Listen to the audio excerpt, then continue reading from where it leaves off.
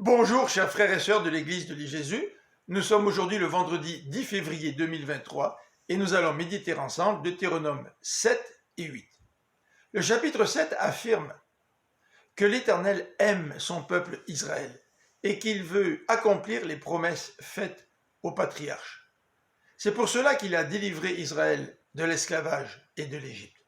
Et pour que son peuple lui reste fidèle, l'Éternel lui demande d'exterminer totalement les nations de Canaan pour éviter qu'il ne tombe dans l'idolâtrie. Israël ne devra d'aucune façon s'allier avec ces nations, de peur qu'ils n'adorent leur Dieu et s'éloignent du Seigneur. Si Israël obéit au commandement de Dieu, celui-ci le bénira, lui et ses enfants, son bétail et ses terres. Il lui donnera la santé. Nous, chrétiens du Nouveau Testament, devrions nous aussi couper complètement avec le mal, avec le péché. Nous appartenons à Dieu. Nous sommes son peuple. Que nous puissions lui rester fidèles et ne pas faire des compromis avec le mal et le péché. Le chapitre 8 utilise un verbe qui revient à plusieurs reprises, se souvenir.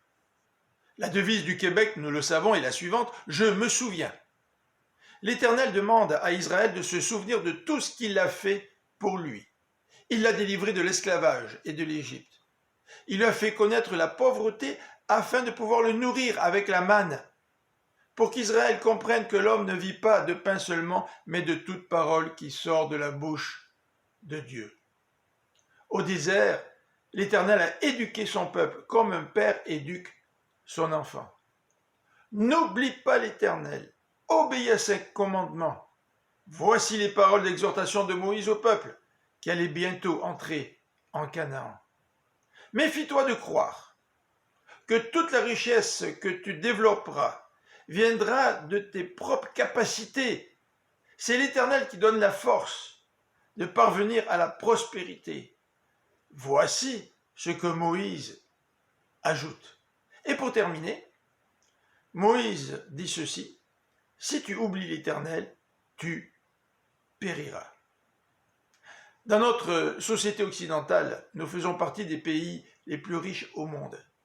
Et bien souvent, nous pouvons nous aussi tomber dans le péché de croire que ce que nous avons vient de nos propres capacités. Que Dieu nous préserve de cela.